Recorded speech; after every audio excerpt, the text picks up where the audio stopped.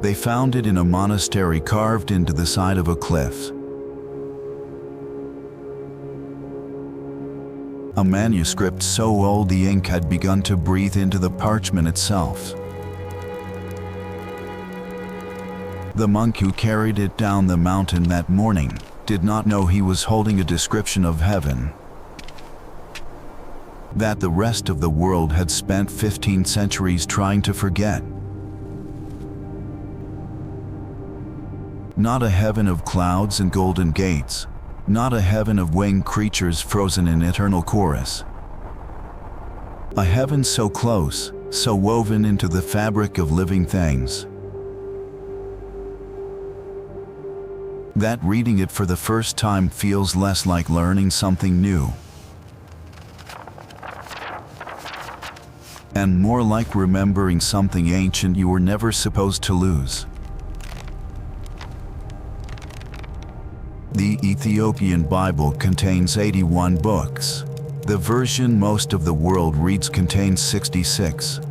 15 books were removed, marginalized, or buried under centuries of council decisions and colonial theology. And inside those 15 books, hidden in a language older than Latin, older than Arabic, a vision of heaven so different, so radical, so disorienting, that the world never integrated it into mainstream Christianity. Tonight we open those pages. We have spent years on this channel doing what most will not. Cracking the sealed doors of forgotten scripture, recovering what was buried, and asking the questions that comfortable faith would rather leave unanswered. What you are about to hear will not simply expand your idea of heaven. It will dismantle the version you inherited and rebuild it from the ground up. Because the Ethiopian Bible does not place heaven above you, it places heaven beside you. There is a kind of faith that survives not because it was protected by power, but because it was protected by fire, not the fire of destruction. The fire of conviction so deep it becomes indistinguishable from identity itself. Ethiopia carried that fire for 3,000 years, and because it did, it preserved something the rest of the Christian world lost, without ever realizing what was gone. To understand why the Ethiopian Bible describes heaven so differently, you cannot begin with theology. You must begin with history. You must begin with a nation that looked every empire in the eye and did not blink. When the great powers of the ancient world drew their maps of dominance, Ethiopia occupied a space those maps could never quite contain. The Assyrians knew of it. The Persians respected it. The Romans traded with it, negotiated with it, and never, not once, successfully absorbed it. In the highlands of Aksum, one of the four great civilizations of the ancient world, alongside Rome, Persia, and China, a kingdom had taken root so deep in its own soil that foreign ideology simply could not find purchase. This was not luck. This was not geography alone, though the mountains helped. This was a people who had decided, long before the word colonization existed, that their story belonged to them. Christianity arrived in Ethiopia not through conquest but through encounter. The journey was long, but worth it to meet you. Around 330 AD, a young Syrian scholar named Frumentius was shipwrecked on the Ethiopian coast. He found his way to the court of the Aksumite king, earned trust through wisdom rather than weapons, and eventually helped shape a faith that embedded itself into the nation's bones rather than merely its laws. Ethiopia became Christian before Rome made it the empire's official religion. Let that land in a moment. While Constantine was still calculating the political advantages of the cross, Ethiopian kings were already carving psalms into obelisks that scraped the highland sky. Their faith was not handed down from a throne in Europe. It was born from within. And a faith born from within cannot be rewritten from without. This matters enormously for what came next. When the councils of the Western Church began assembling the biblical canon, deciding which books belonged and which would be quietly set aside, Ethiopia was not in the room, not because it was excluded by force, but because it had never needed the room. Its canon was already settled, already ancient, already woven into liturgies sung in Ge'ez, a language so old it makes medieval Latin sound young. The Ethiopian Orthodox Tewahedo or Church preserved 81 books, not 66, not 73, 81. Among those extra pages live texts that the Western Church labeled apocrypha, a word that sounds clinical but carries a quiet violence. Apocrypha means hidden away, without exception, is fully occupied. And hidden away is exactly what happened to them everywhere except here. Books like 1 Enoch, which describes the heavens in layers of mounting mystery. Books like Jubilees, which recounts creation with a texture and depth that the abbreviated Western canon simply does not contain. Books that speak of angels not as decorative beings with feathers, but as vast intelligences whose nature exceeds any shape the human eye could hold. These were not French documents scraped from the edges of belief. In Ethiopian Christianity, they were central. They were read aloud in monasteries lit by oil lamps. They were chanted in processions that wound through highland villages at dawn. They shaped the imagination of every believer who ever sat beneath the painted ceiling in a rock-hewn church and looked up. When you add 15 books to a canon, you do not simply add information. You reshape the entire architecture of the universe those books described. Where others saw a distant throne, Ethiopia saw a living landscape. Where others imagined angels as winged warriors, Ethiopia described shimmering presences without form. Where others lifted their eyes upward, Ethiopians stepped sideways into a heaven that touches the earth like mist touches stone. And it all began with those extra pages the world forgot. Imagine holding a Bible that was never edited to fit European theology.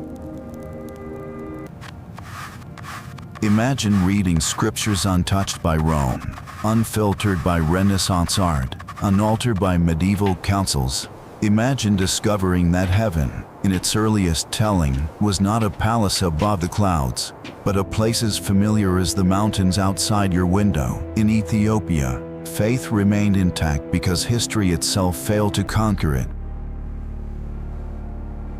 The Muslims came, the Europeans came, invaders came, but none could rewrite what was written in Ge'ez. The language survived, the canon survived, the vision survived. If a nation preserved its theology independently for over a millennium, then its depiction of heaven might be closer to an older, forgotten memory of the early church. One that predates Europe, predates councils, predates the imagery we inherited. What if Ethiopia's heaven is not different? What if it is original?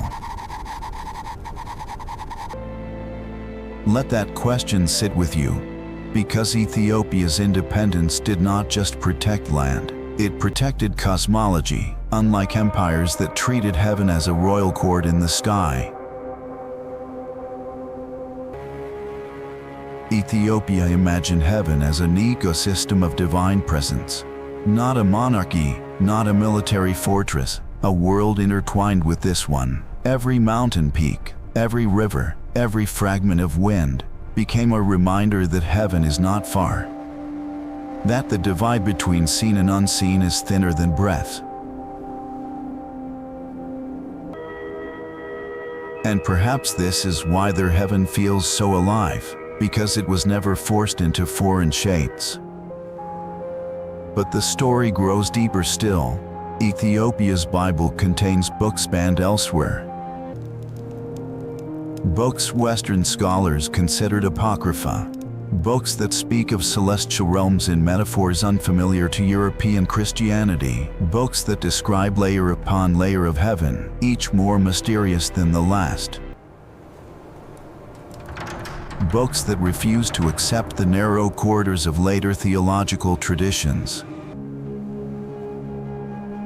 Ethiopia never surrendered its imagination, and now the world begins to wonder whether surrendering ours was the mistake. Before we move on, let this be a moment of reflection, for our journey is not merely historical but personal. If you have ever sensed that something was missing from the heaven you were taught,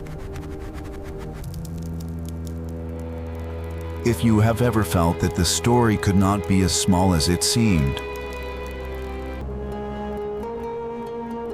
you are not alone on this path. This exploration belongs to all of us.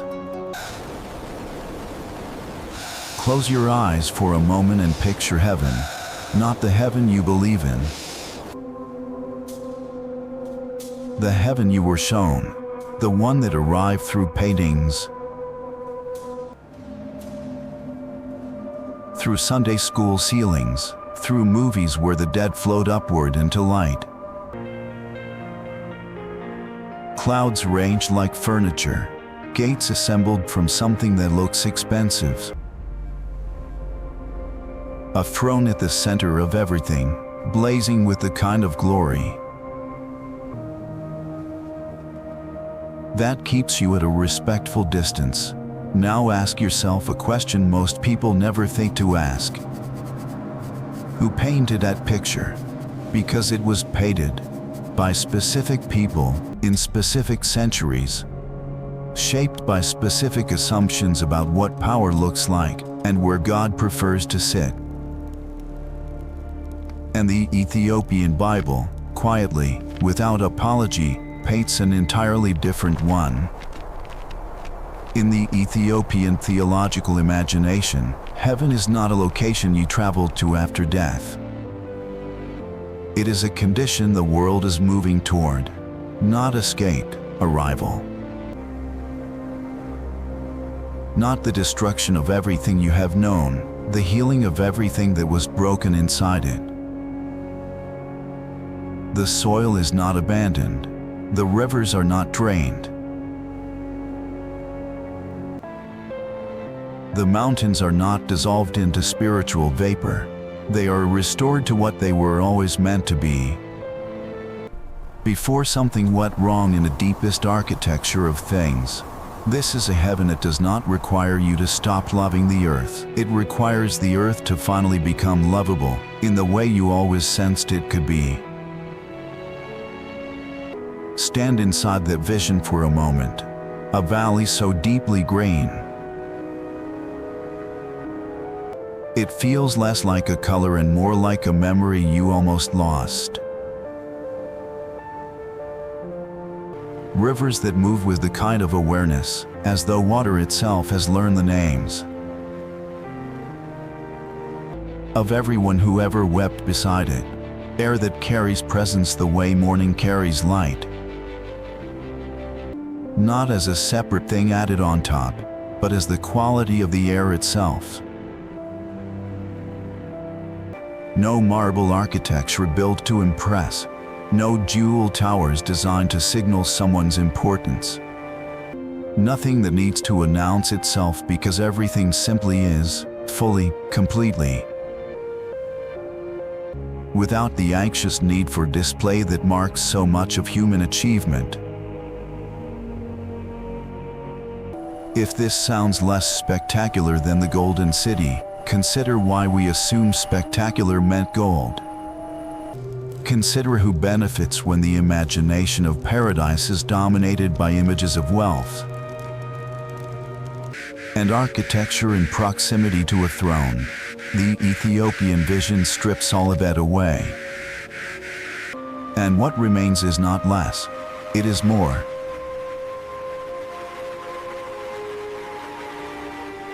But a more that cannot be measured in carats or square footage. Now turn your attention to the beings who inhabit this world. You were handed a specific image of angels, and you received it so early you probably never questioned it. Wings, white roads, halos that function like spiritual name tags. Gentle faces arranged in expressions of permanent serenity, beings that look, essentially, like humans who graduated, but in Ethiopian mystical theology, shaped by texts like 1 Enoch and the liturgical traditions of the Tawahedo Church, angels are described in ways that refuse that comfortable image entirely.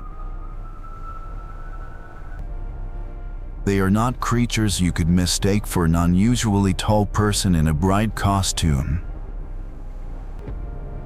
They are presences, intensities, a column of awareness so concentrated it reorganizes the space around it. When an angel appears in the Ethiopian tradition, it does not arrive by crossing a distance. It arrives by becoming perceptible, the way a frequency that was always broadcasting suddenly becomes audible when the receiver is correctly tuned. The angel was not far away and then close. The angel was present in a layer of reality your ordinary perception could not access. And then, for a moment, the veil between layers thinned. This is not metaphor dressed up as theology. This is a fundamentally different understanding of what the unseen world is, and how it relates to the seen one. Not two separate territories divided by a wall, two registers of the same territory. One visible, one not yet visible, both equally real, both equally present. And at the center of this world, how does the Ethiopian tradition imagine God? Not as a far-off sovereign barricaded behind layers of ceremony, not as an emperor on a staircase of light, guarded by choirs you can never join.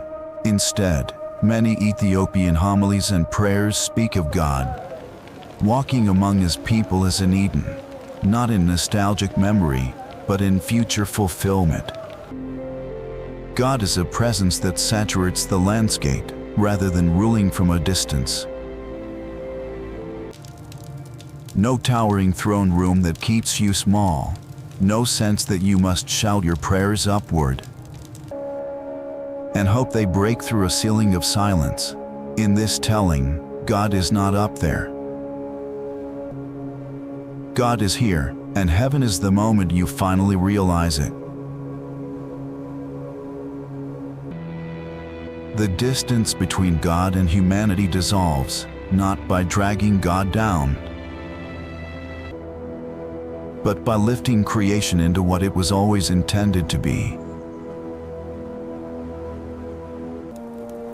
The barrier is not height, but blindness, and heaven is the healing of that blindness. If heaven is not escape but fulfillment, if angels are not winged strangers but intimate presences, if God is not a king behind locked doors but a father walking among his children,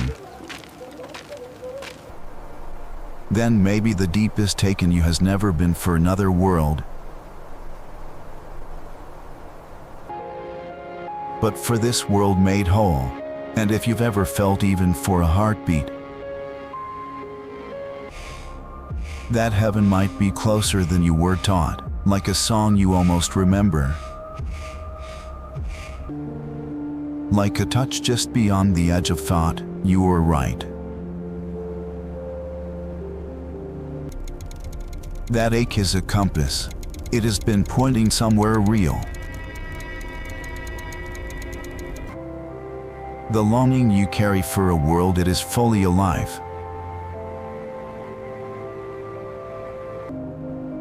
Fully honest, fully healed, fully itself. That longing is not a symptom of weakness. It is the most honest thing about you, and the Ethiopian Bible, in its quiet insistence on a heaven that restores rather than replaces, on angels that are closer than your next breath, on a God who walks the ground you walk, is telling you something your longing already knows. There is a question that haunts the edges of every serious conversation about heaven. What about the ones who suffered? What about the ones whose lives were cut short by violence, by illness, by injustice, by the simple cruelty of circumstance?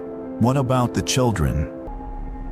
What about the generations who never had the chance to become what they might have been? The Ethiopian theological tradition does not look away from this question. It inherits a tradition stretching from the book of Job through 1st Enoch to the Psalms of the Ethiopian Church that does not flinch from lament. A tradition that knows suffering is real and that heaven must be large enough to answer it. So what does the Ethiopian tradition say about what happens to those who suffered unjustly? First, it insists on something that many Western theologies soften or avoid entirely. The wrongness of what happened to the suffering must be named, acknowledged, and taken seriously by God Himself. Heaven, in this vision, does not ask the victim to simply get over it.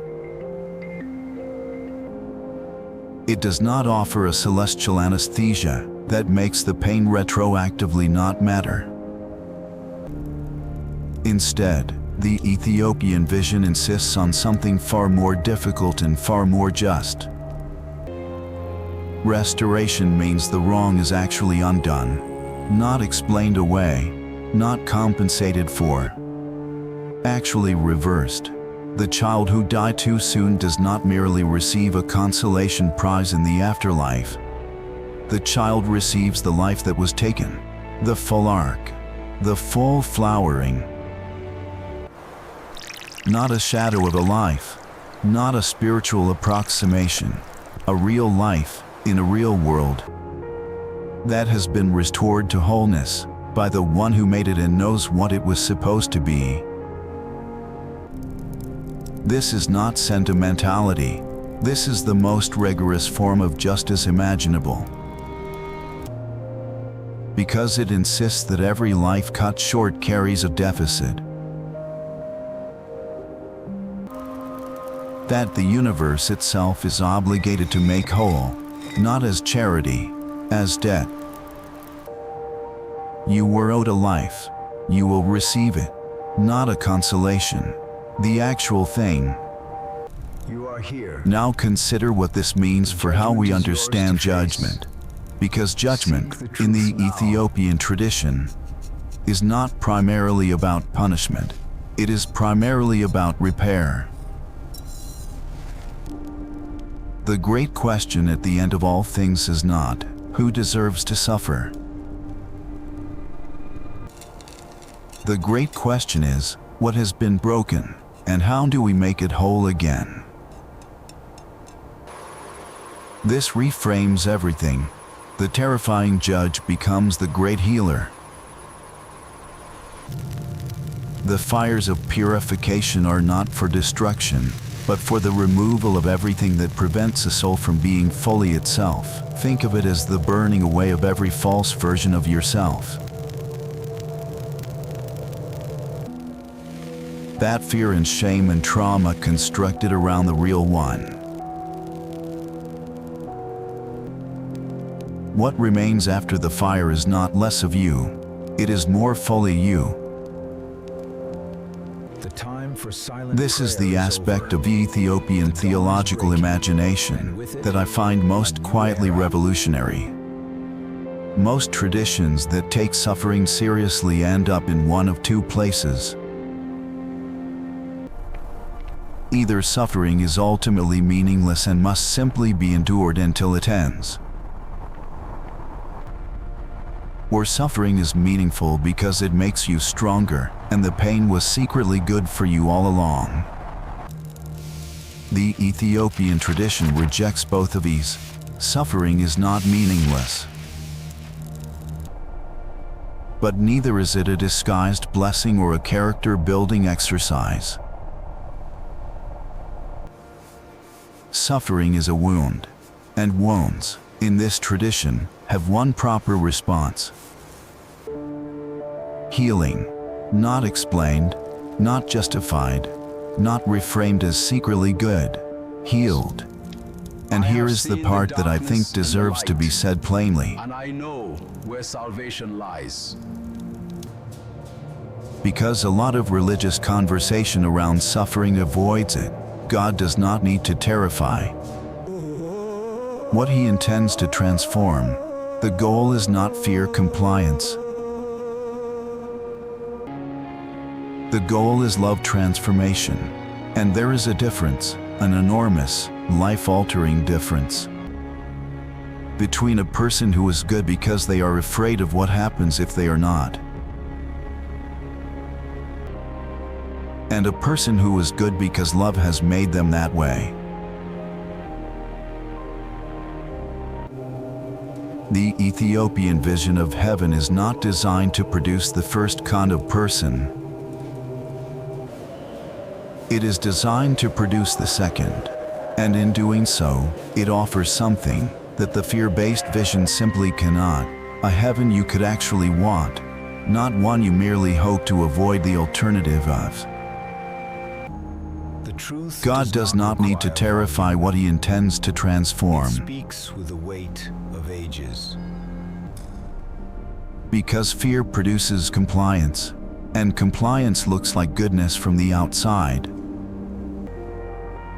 But love produces transformation, and transformation looks like goodness from the inside. The Ethiopian vision does not want you afraid of heaven. It wants you drawn toward it. There is a difference between running away from fire and walking toward morning. The Ethiopian tradition wants to produce the second kind of movement. God is great. And this is why, when Ethiopian Orthodox Christians speak of heaven, Let us prepare to enter. there is often a quality of homesickness in their voice, not the terror of the damned. The ache of someone who knows they are far from where they belong. And the beauty of that tradition is that it gives the ache a name and a destination. It says, what you are feeling is not pathology. It is not weakness. It is not nostalgia for a world that never existed. It is recognition of a world that hasn't arrived yet. You are seen. You are not broken for wanting it. You are You are affirmed. accurate. Peace be with you. The longing is the evidence. Your homesickness is a form of knowledge. It knows something your analytical mind has not yet fully processed. That there is a world where things are right, where the suffering ends, where the stolen lives are returned, where the broken things are made whole,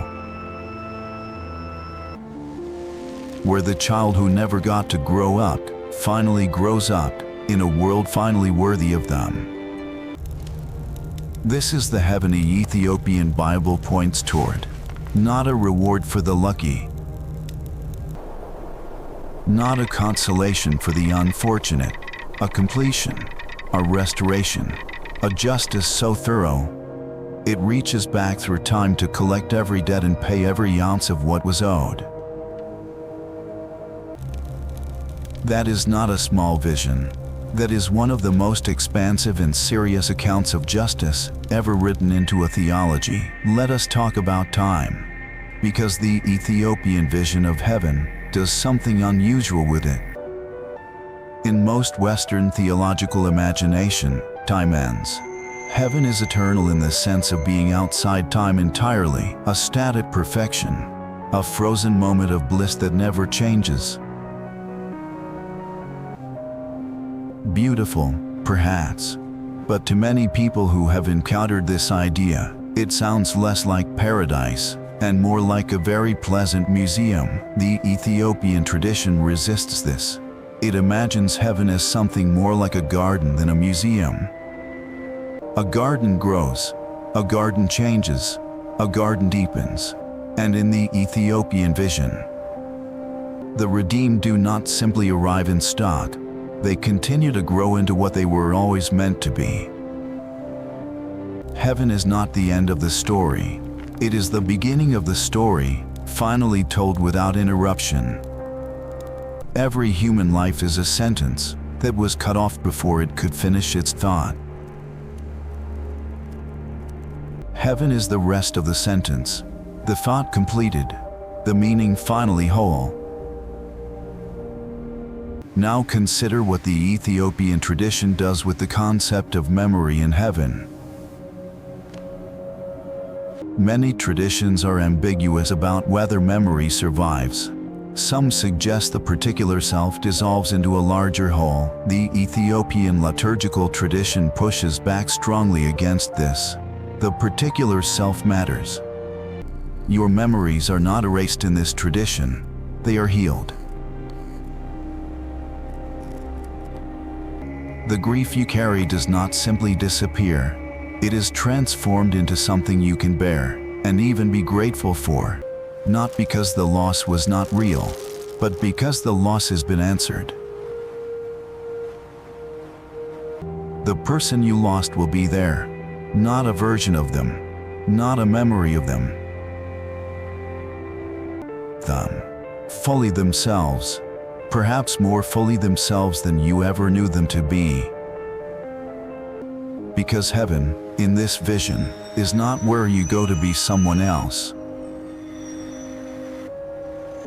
It is where you go to finally, fully, be yourself, without the damage that obscured you, without the fear that contracted you, without the grief that hollowed you,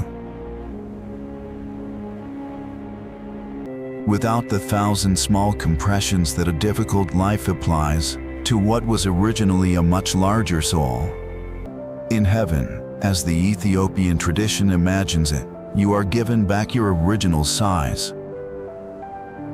And this is where the Ethiopian concept of community in heaven becomes particularly striking. Heaven, in this tradition, is not a collection of private blisses. It is not each soul in its own bubble of joy, sealed off from the difficulty of genuine encounter. Heaven is, in the Ethiopian imagination, a community, a city, sometimes, but a living city, not a frozen city of perfect strangers who happen to occupy the same eternal zip code.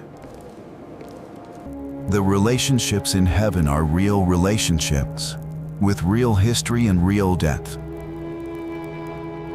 The person you loved and lost will remember you, will know you, will be glad to see you. And the reunion will not be a polite introduction between two strangers who share a name from a past life. It will be a recognition, the kind that stops you in your tracks. I recognize this place. The kind where you say, "There you are. I have been waiting for this." This is not wishful thinking. This is a theological position that takes love seriously as a metaphysical force. Love, in Ethiopian theological anthropology, is not a feeling that happens to you. It is a constitutive force that shapes what a person fundamentally is. When you love someone across a lifetime, that love has changed you at the level of your identity. They are woven into who you are. Their absence is a wound in your identity, not just in your feelings. And so reunion, in this tradition, is not a bonus. It is required by the nature of what love actually does. If love genuinely changes who you are, then the one you love is part of your identity. Their restoration is not separate from yours. It is part of it. You cannot be fully whole while someone you love remains broken.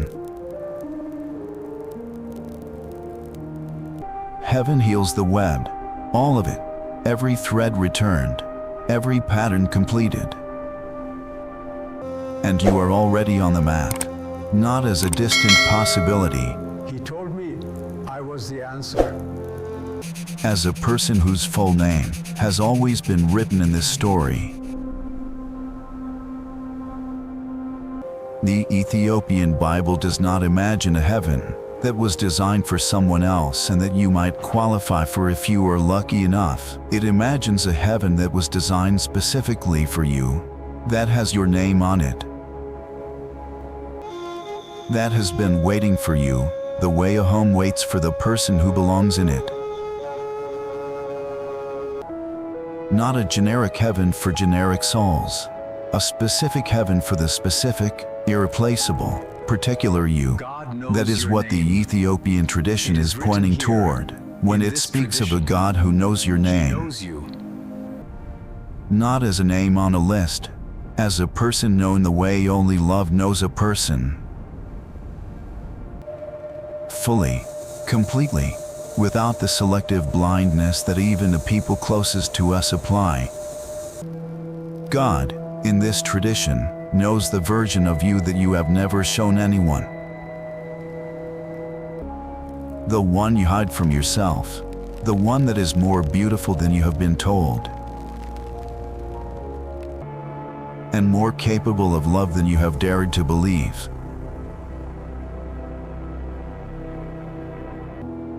That version of you, the real one, the full one, the one God sees,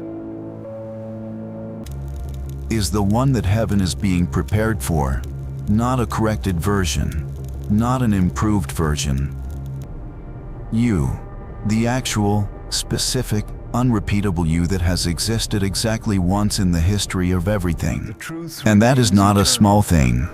It is, in fact, the largest thing the Ethiopian Bible has to say. That in the grand accounting of all things, you are not a rounding error. You are not a statistic. You are not one of the billions. You are the one, the specific, named, anticipated, irreplaceable one. For centuries, the Ethiopian Church has carried this vision in manuscripts, in liturgy, in stone, in monasteries perched on cliff faces where the clouds sit below your feet, in liturgy sung before dawn in languages older than most nations, May peace be with you all and with your spirit. in the faces of priests and deacons who have memorized more scripture The Lord bless thee and keep thee. than most people will ever read. This is not a marginal tradition. It is one of the oldest continuously practiced forms of Christianity on earth. And for all those centuries, it has been saying, you are already on the map. Spanning centuries. You have always been on the map. Before you knew it. Before you could read the map. Before the tradition found you, the map had your name on it. We have been speaking, Throughout this video, about heaven as a place and a Do condition, not truly seek it. but there is one more dimension of the Ethiopian vision that deserves its own space. And it is the one that I think is most likely to change how you move through your ordinary day. The Ethiopian tradition does not draw a sharp line between the sacred and the ordinary. In Western post-Enlightenment thinking, the sacred is a special category. Something set apart from ordinary life and accessed only at designated times and in designated places. Church on Sunday, prayer at meal times, God in His box, available when needed. The Ethiopian tradition, shaped by its desert fathers, its mountain monastics, its ancient liturgy, operates with a fundamentally different understanding of where God is. God is not in the box. God is in the ground beneath your feet. God is in the air moving through this valley. God is in the water finding its way downhill. God is in the bread your hands have made and in the face of the person sitting across from you. This is not pantheism. This is a different claim. God is not identical with creation. But creation is not God-free either. Creation is the place where God has chosen to be present. Permanently, intimately, without withdrawal, not visiting, dwelling, making a home in the very fabric of what is. And this changes everything about how you walk through the world. Because if God is genuinely present in the fabric of ordinary life, then every moment of ordinary life is potentially a moment of encounter. The cup of water you hand to a thirsty person is not merely a cup of water. It is an act performed in the presence of God, witnessed by the fabric of reality itself. The conversation you have with someone in grief is not merely a conversation. It is the sacred fabric of reality being held together by your willingness to show up. This is what the Ethiopian tradition means when it says that love is not merely an emotion. Love, in this framework, is what holds reality together. It is the force that makes the world cohere. When you act with love, even in small ways, even in tired ways, even imperfectly, you are participating in the same force that the Ethiopian tradition believes holds the cosmos together. Your love matters cosmically, not metaphorically. Actually, it contributes to the repair of the world. There is a concept in Ethiopian theological thinking that does not translate easily into English. But it points toward the idea that the world is in a process of becoming. That every act of love, justice, and repair moves the world forward in that process. And every act of cruelty, indifference, and destruction moves it backward. You are not a passive spectator of history. You are a participant in the direction of everything. Every choice you make today is a vote cast in the direction of heaven or away from it. Not because God is keeping score, but because actions have directions. And the direction of your love is not irrelevant to the direction of the world. This is not a burden. It is an invitation. You are being told that what you do matters. That your ordinary Tuesday has weight. That the person you are kind to today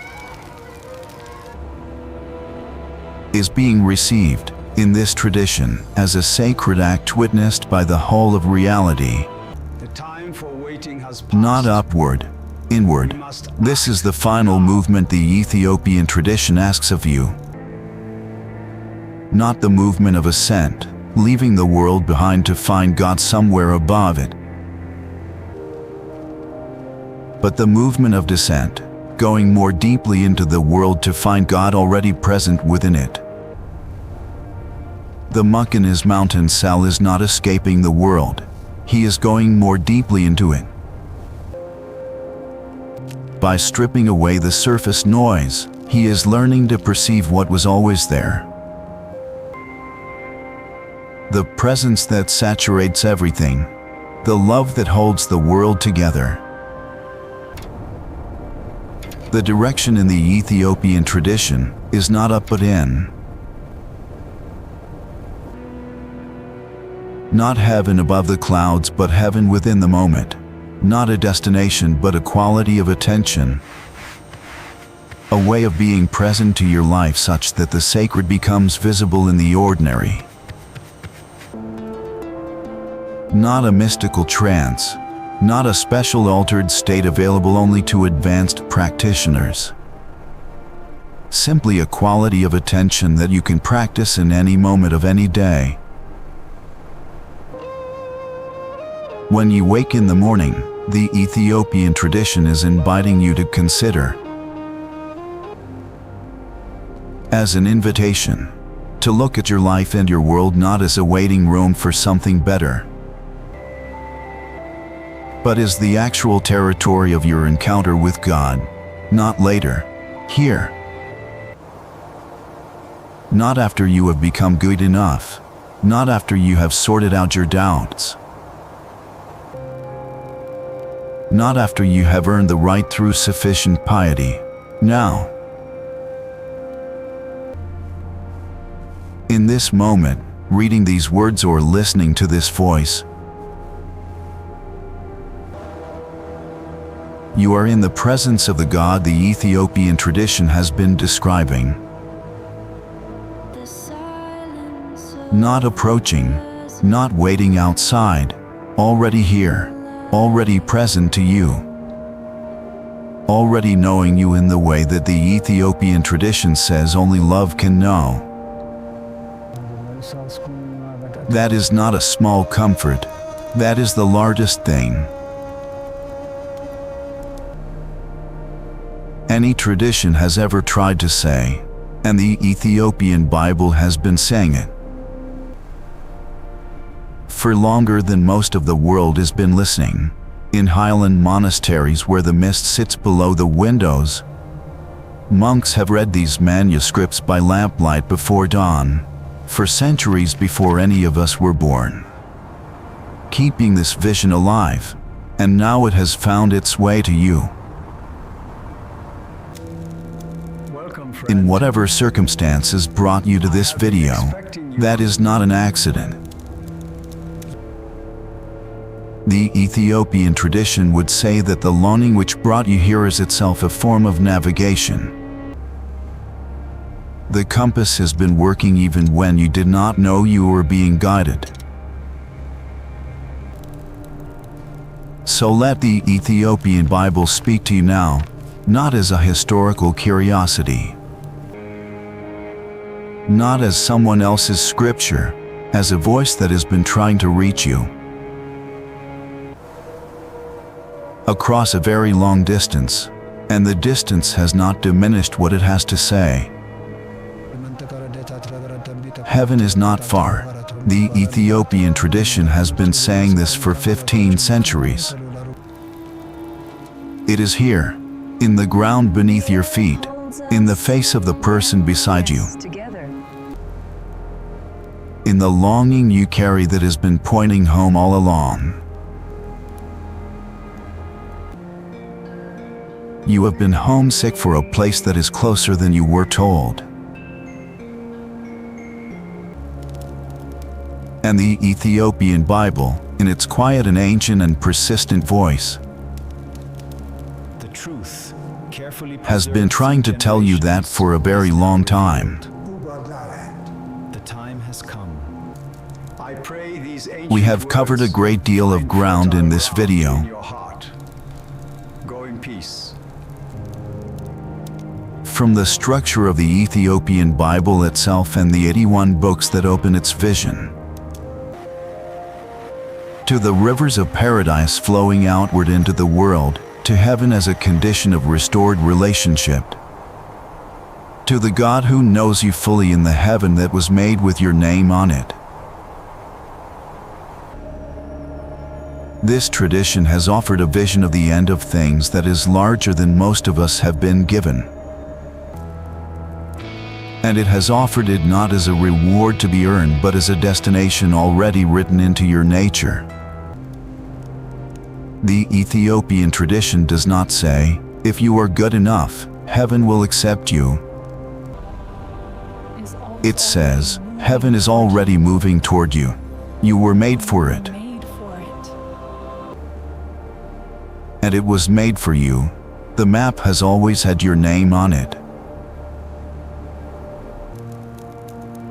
If this video has opened something in you, a question, a hunger, a door, Let it open. let it stay open. Subscribe so the next video finds you. Share this with someone who is carrying a longing they cannot name. They may need this map. Heaven is not far. It never was.